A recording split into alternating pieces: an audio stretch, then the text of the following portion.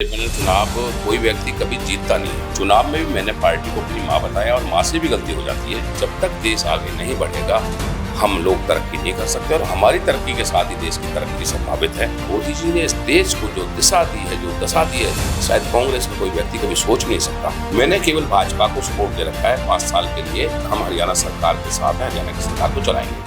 नमस्कार, channel 4 news India के खास पेशकश नेताजी क्या हाल में आपका बहुत बहुत स्वागत है। मैं हूँ आपके साथ ज्योति सिंह।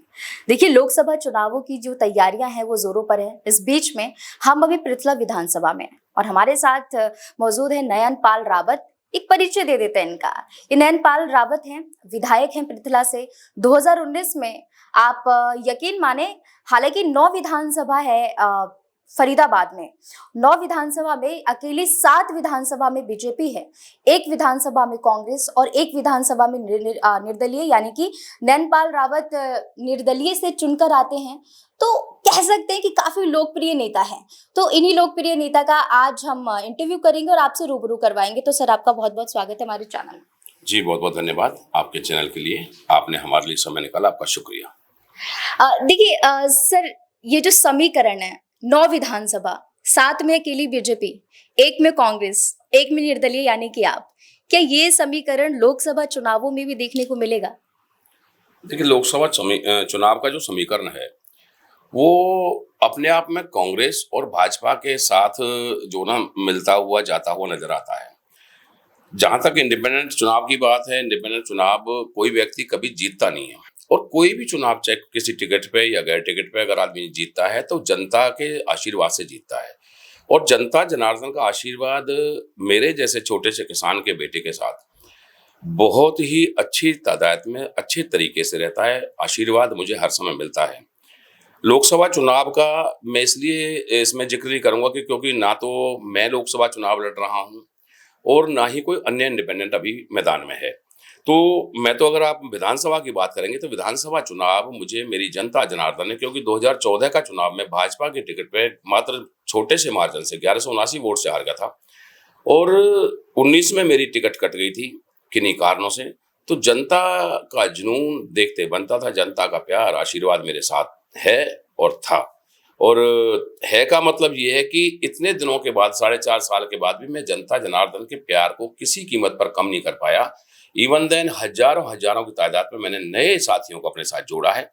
तो आज भी मेरे साथ आशीर्वाद है और मैं बेबाक तरीके से कह सकता हूं कि आज भी मैं भाजपा को ही सपोर्ट करता हूं।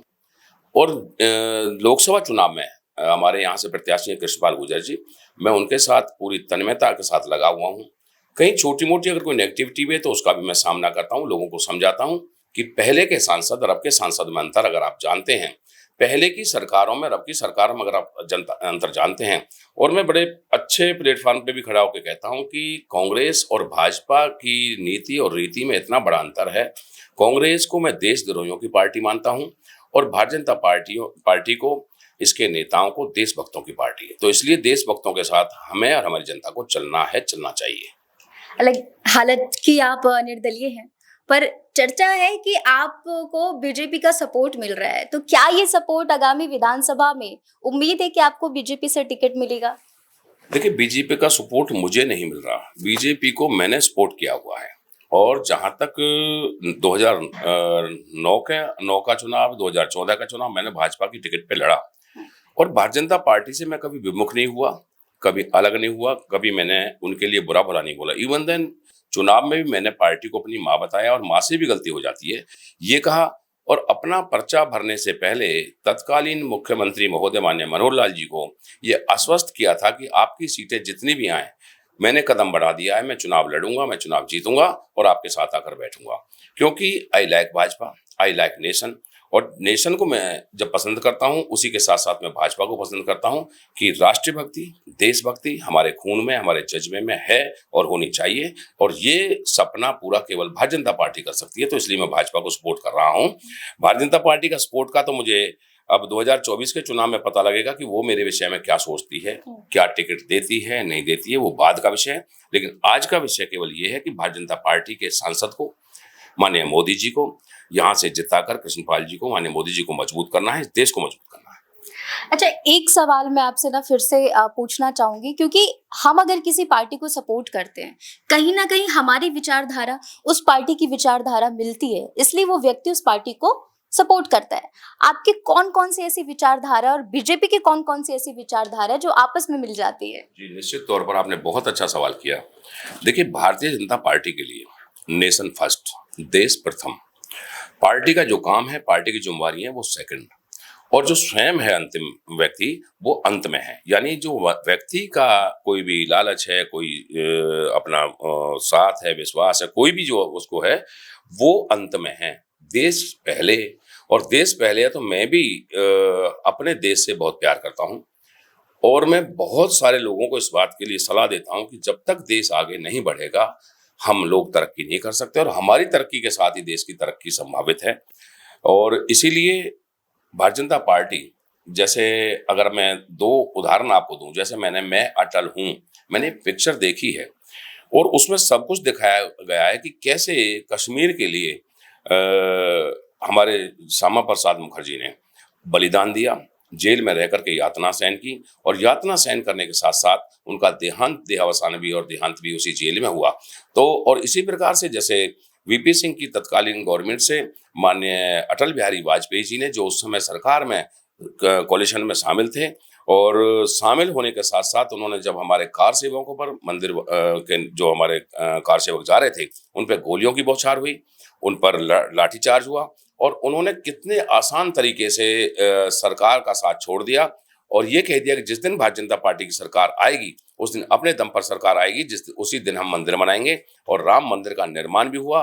कांग्रेस के लोग डेट पूछते थे, उन्हें 22 जनवरी की डेट भी दी गई, रामलला की प्राण प्रतिष्ठा भी हुई, और एक भव्य मंदिर भगवान का बनकर अयोध्या में तैयार हो गया। 370 धारा को भी हटा दिया, जो इसके लिए हमारे श्यामा प्रसाद मुखर्जी ने जो ना अपना त्याग दिया था, बलिदान दिया था। और एक ही बात थी, और आज भी एक नारा भाजपा में चलता है, जो कश्मीर हमारा है वो सारे का सारा, ऐसा कुछ। तो बहुत सारी चीजें इस पर टिकी हुई हैं। तो देश के लिए, देश प्रेम के लिए, देशभक्ति के लिए भारतीय जनता पार्टी से कोई अच्छी पार्टी नहीं हो सकती। नहीं हो सकती। अच्छा, एक सवाल और है, क्योंकि अभी आपने पार्टी की बात की और देश में 2 बड़ी पार्टियां हैं, एक और है कांग्रेस, एक है बीजेपी। दोनों अपने-अपने मुद्दे लेकर क्षेत्र में उतरी हुई है। एक तरफ बीजेपी कहती है कि हमने 370 हटाया, राम मंदिर बनवाया और भी बहुत सारे विकास काम किए, और भी उन्होंने 2047 का उन्होंने एक टारगेट रखा है विकसित भारत संकल्प का। इसके विपक्ष की बात करें तो कांग्रेस भी अपने 5 मुद्दे लेकर आई है और वो कह रही है कि नहीं जी, बीजेपी ने एक कुछ नामचीन व्यक्तियों को जो अमीर किया है, हम उनका पैसा लेके गरीबों में बांट देंगे, किसानों के एमएसपी को मिटा देंगे, तो हमें वोट दें, एक बार फिर से हम पे विश्वास करें। क्या लगता है कि जनता फिर से उनकी बातों पर यकीन करके उनकी तरफ जाएगी? देखिए, अगर इन 10 साल को छोड़ दें, जो माननीय मोदी जी के रहे हैं, और मोदी जी के सेवा काल के 10 साल रहे हैं, राजनीति के या शासन के 10 साल नहीं रहे। भाजपा का एक ही मूल मंत्र है, शासन कम से कम, सुशासन अधिक से अधिक। इंफ्रास्ट्रक्चर की बात करूं तो शायद मैं कहता हूं कि ये आपकी रिकॉर्डिंग बहुत लंबी हो जाएगी। मैं एयरपोर्ट्स की बात करूं, मैं हाईवेज की बात करूं, मैं टनल की बात करूं, मैं और बहुत सारी चीजें हैं जिनकी मैं बात करूं, तो बहुत समय लग जाएगा। देश का इंफ्रास्ट्रक्चर को मजबूत करने के साथ साथ सामाजिक और धार्मिक उत्थान जिस प्रकार से माननीय मोदी जी की सरकार ने किया है, और कांग्रेस का तो ना कभी विजन था, ना कोई विजन है। आज भी कांग्रेस का विजन केवल मोदी को हटाने का है, देश को बचाने का नहीं है, देश को आगे ले जाने का नहीं है। अगर 10 साल से पहले इस 65-66 साल तक लगभग 60 साल, 55 से 60 साल कांग्रेस ने राज किया, इस देश को कितना नीचे इन लोगों ने गिरा दिया था, देश की गरिमा को गिरा दिया था। देश 11वें और 12वें नंबर पर, चुनिंदा जो देश थे उनकी जो इनकी इकोनॉमिक दृष्टि से कि 11वें और 12वें नंबर पर ये देश आ गया था। तो उसको किस प्रकार से माने मोदी जी ने एक 5वें नंबर पर विकसित भारत का जो सपना दिखाया, 5वें नंबर पर लेकर आए, और ये बिल्कुल सत्य है। अभी जो दुनिया की बड़ी एजेंसीज हैं, उनका मत है कि अगर 3 से 4 साल मोदी जी की सरकार और आती है, तो 2028 तक ये देश दुनिया के 3 देशों में आर्थिक दृष्टि से शामिल हो जाएगा, और निश्चित तौर पर देश की तरक्की होगी। तो मैं ये समझता हूँ कि कांग्रेस का विजन केवल राज करने का रहा, भ्रष्टाचार करने का रहा, परिवारवाद तक सीमित रहा, अपने जाति तक सीमित रहा। इन सब चीजों को तोड़कर माननीय मोदी जी ने इस देश को जो दिशा दी है, जो दशा दी है, शायद कांग्रेस का कोई व्यक्ति कभी सोच भी नहीं सकता। ये किससे क्या लेंगे, किससे नहीं लेंगे, कैसे इसकी अर्थव्यवस्था को ठीक रख सकते हैं, ये तो इनके सपने में भी नहीं है। तो इसलिए माननीय मोदी जी एक ऐसे नेता हैं, और मैं तो उनको अवतार की संज्ञा देता हूँ कि वो इस देश के लिए अवतार हैं। आज बड़ा जमुना सर ऊंचा जो होता है दुनिया के देशों में जाकर के, जो अमेरिका मोदी जी को वीजा देने के लिए मना कर सकता है, वही अमेरिका लाल कारपेट बिछा करके उनका स्वागत करता है, छुट्टी घोषित करता है और एक लालायत रहता है। आज आप देखिए दुनिया के देश अपने आंतरिक मामलों में भी ये चाहते हैं कि मोदी जी उनके बीच में हस्तक्षेप करके और हमारे आंतरिक मामलों में हमारी मदद करें, उनको निपटाए। जैसे आप इराक की युद्ध की बात करें, अभी रूस और आप क्या नाम है यूक्रेन का युद्ध चल रहा है, उसमें उनसे जो ना सोचा गया कि मोदी जी को आके मध्यस्थता करनी चाहिए। तो ये पहली बार हुआ है। और मैं समझता हूँ कि और मैं इसमें एक चीज और ऐड कर सकता हूँ कि जिस विदेश नीति का इंदिरा गांधी के समय में एक जो ना मैं कहता हूं कि जोर था, शोर था, इंदिरा जी ने भी कभी देश को नहीं झुकने दिया। मैं केवल कांग्रेस का इसलिए कह रहा हूं कि कांग्रेस ने केवल सत्ता के लिए राज किया, मोदी जी ने इस देश को आगे ले जाने के लिए राज किया। तो पहला ऐसा प्रधानमंत्री इस देश में मिला है, ना झुकता है, ना टूटता है और देश की एकता अखंडता के साथ कोई समझौता नहीं करता। तो ऐसा प्रधानमंत्री इस देश को मिला है।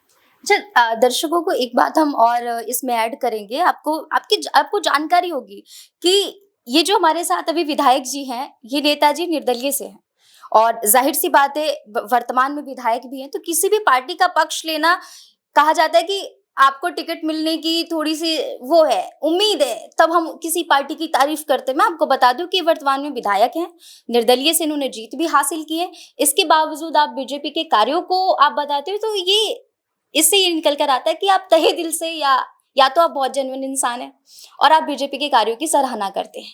एक और सवाल है मेरा आपसे, देखिए इस टाइम पे एक चर्चा और है क्योंकि लोकसभा चुनाव चल रहे हैं। ऐसे में बीजेपी ने जहां कैंडिडेट की लिस्ट जारी कर दी है बहुत पहले, वहीं कांग्रेस अभी भी पीछे है। अब चर्चा ये है कि कांग्रेस के जितने भी अच्छे कैंडिडेट्स हैं बीजेपी ने ले लिए।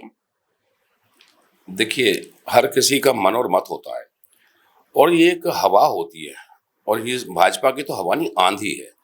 आज हर किसी व्यक्ति को ये लग रहा है कि हम भी भारतीय जनता पार्टी में रह करके लोगों की सेवा करें, लोगों के काम करें।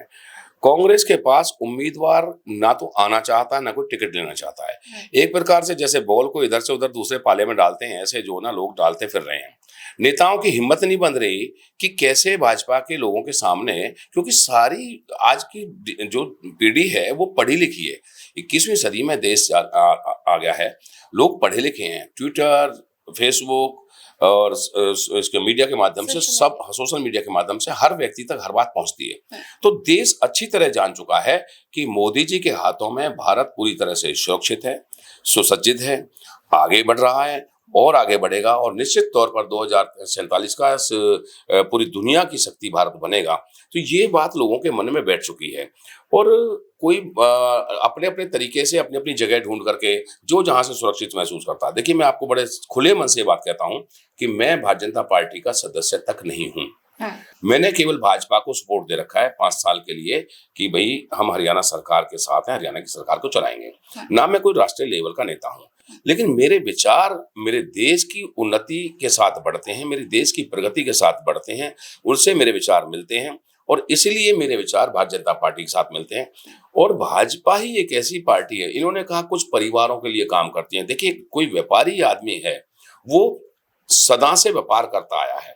आपने देखा होगा कि गांवों में जब कुछ भी नहीं थे, कच्चे गांव थे, कच्चे मकान थे, तो छोटे छोटे हमारे जो लाला जी हैं, जिनको हम बनिया कहते हैं, वो छोटा छोटा व्यापार वहां जाकर के करते थे और छोटी छोटी जो हमारी फसलें होती थी उनके साथ उनका जो आदान प्रदान करते थे चीजों का। तो ये व्यापार सदा से चलता आया है। अब कोई ये कहे कि उस समय लोगों ने या सरकार ने उनको जो ना पैसे वाला बना दिया, ये बना दिया, तो ये चीजें गले नहीं उतरती। व्यापार सदा सरकारों में हर किसी ने किया है, हम भी व्यापार करते हैं, हम छोटा करते हैं, कोई बड़ा करता है। अब बड़े व्यापार को मैं तो किसी को छीन नहीं सकता। तो ये चीजें किसी के अडानी के साथ बांधना, अंबानी के साथ बांधना या किसी के साथ बांधना, अगर इनकी बात करें तो लाखों लाखों करोड़ों करोड़ों के जो घोटाले हुए, आज ये कोई घोटाला लेके आए ना, ओपन बिड होती है, ओपन टेंडर होता है, सब कुछ ऑनलाइन है। आज 80% चीजें भारतीय जनता पार्टी ने ऑनलाइन कर दी हैं, जिसको हम सब लोग देख सकते हैं। तो उसमें कहीं चोरी का, डकैती का, भ्रष्टाचार का कहीं डर ही नहीं रह जाता। तो ये क्या करते थे कि उस समय ना तो ऑनलाइन की प्रक्रिया को लेके आए, ना इन्होंने और कोई चीज को बदलना चाहा। अब मनमर्जी के लोगों को इन्होंने मनमर्जी सुविधाएं उस समय दी, तो इनको ऐसा लगता है कि मोदी जी भी ये काम कर रहे हैं, जबकि मोदी जी बहुत स्पष्ट हैं, भ्रष्टाचार के खिलाफ हैं। माननीय मनोहर लाल जी की बात करूं इस प्रदेश में, अब नायब सैनी है, उन्होंने खुले मन से और मन से कह दिया कि अगर हमारा जो स्पोर्टिंग जो पार्टी रही है जेजेपी, अगर उसका भी कहीं दोष मिलता है, भ्रष्टाचार में लिप्त मिलता है, तो उसको भी जेल के अंदर डाला जाएगा, उसके खिलाफ भी कार्रवाई की जाएगी। तो इससे स्पष्ट पार्टी कोई हो नहीं सकती, भ्रष्टाचार मुक्त पार्टी कोई हो नहीं सकती। और फिर भी मैं ये नहीं कहता कि 100% देश भ्रष्टाचार मुक्त हो गया है।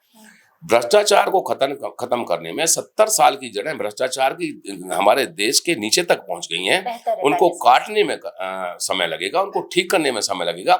जब एक घर खंडित हो जाता है, उसकी रिपेयर करने में कम से कम 1 साल का समय लग जाता है, तो ये तो 70 साल का एक भ्रष्टाचार की जड़ें नीचे तक पहुंची पड़ी हैं। और मैं विश्वास के साथ कह सकता हूं कि आने वाले 10 साल में इस देश की तस्वीर कुछ और होगी। माननीय मोदी जी के हाथों से, माननीय मोदी जी के कार्यों से ये देश बहुत मजबूती की तरफ जाएगा, ऐसा मेरा मानना है, ऐसा मेरा विश्वास है। अभी लोकसभा चुनाव को लेकर बीजेपी ने नारा दिया कि 400 पार, क्या सच में 400 पार होगा? मैं समझता हूं कि 400 पार भी कम रह जाएंगे। आज आपने देखा है कि यहाँ 10 लोकसभा की सीटें हैं, और 10 लोकसभा की सीटों पर आज 1 से सवा महीना पहले भारतीय जनता पार्टी अपनी टिकटें डिक्लेयर कर चुकी है। हरियाणा कांग्रेस आज तक यहाँ पर अपनी टिकट डिक्लेयर तक नहीं कर पाई। कोई कहता है मैं मार्जिन कम कर दूंगा, कोई कहता है मेरी अगले विधानसभा की गारंटी ले लो तो मैं चुनाव लड़ूंगा। जब उनकी पिंडलियां कांप रही हैं, उनका कलेजा कांप रहा है, वो लड़ने के लिए तैयार नहीं है, तो 400 पार का नारा भी मुझे छोटा लग रहा है। उससे भी ज्यादा जाएंगे, और हरियाणा की 10 से 10 की 10 सीटें जीतेंगे। पहले भी जीती थी, आज भी जीतेंगे। देखिए, बदलाव हर व्यक्ति के समझ में आता है। कुछ लोगों तक जातिवाद का नारा सीमित रह जाता है, कुछ लोगों तक धर्म का नारा सीमित रह जाता है। जब ओवरऑल आके देखते हैं कि इस देश की प्रगति के लिए, देश की उन्नति के लिए, देश की तरक्की के लिए कौन सी पार्टी क्या कर सकती है, तो उसमें केवल एक भारतीय जनता पार्टी लोगों को दिखाई देती है। और निश्चित तौर पर इस देश का हर युवा वर्ग, माता बहन बुजुर्ग, किसान मजदूर, व्यापारी कर्मचारी, हर वर्ग आज भारतीय जनता पार्टी के साथ है और भारतीय जनता पार्टी को सपोर्ट कर रहा है। यही एक कारण है। आज साउथ में देखिए मोदी जी की रैलियों को, साउथ से सीटें बढ़ के आ रही हैं, जबकि वहां पर अनन्य प्रकार की पार्टी है, अनन्य प्रकार की राजनीति है। उसके बावजूद भारतीय जनता पार्टी और मोदी जी को सपोर्ट करना अपने आप में एक बहुत बड़ी बात है। और जितने भी भ्रष्ट मुख्यमंत्री रहे हैं, जितने भी भ्रष्ट इन्होंने शासन किया है, उन सबको जेल जाना होगा। ये भी मोदी जी का विजन है, ये भी तय है। कोई कितना भी जोर लगाए, भारतीय जनता पार्टी का भी अगर कोई नेता, आपने देखा होगा यूपी के 1-2 नेताओं को भारतीय जनता पार्टी के थे जो, उनको भी जेल में डाल दिया गया है। तो जो केवल भाजपा, केवल अन्य पार्टियों का नहीं, अगर भारतीय जनता पार्टी का, मैं तो केवल सपोर्ट कर रहा हूं, अगर मैं भी भ्रष्टाचार में कहीं लिप्त पाया जाता हूं तो मुझे भी जेल में जाना होगा। ये मोदी का विजन है, ये मनोहर लाल जी का, नायब सैनी जी का विजन है। तो ये चीज तय है, भ्रष्टाचार ये पार्टी बर्दाश्त नहीं करती, ये सरकार बर्दाश्त नहीं करती। और निश्चित तौर पर मैं दावे के साथ कहता हूँ 400 प्लस रहेंगी, 400 से कम नहीं होंगे, 399 होंगे, 400 प्लस रहेंगी, 400 प्लस सीटें होंगी। अब विपक्ष में आपको जेजेपी कितनी मजबूत नजर आ रही है? जीरो। कांग्रेस को तो आपने ऐसे कह दिया क्योंकि कांग्रेस को कैंडिडेट ही नहीं मिल रहे हैं आपके मुताबिक और लोगों के मुताबिक।